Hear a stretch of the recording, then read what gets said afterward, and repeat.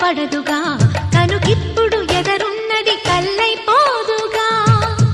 ఒకటై సిన్న పెద్ద అంతా చుట్టూ చేరండి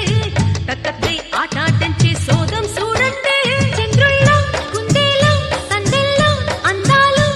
మన ముంగిట్లో కథ కలియాడేనా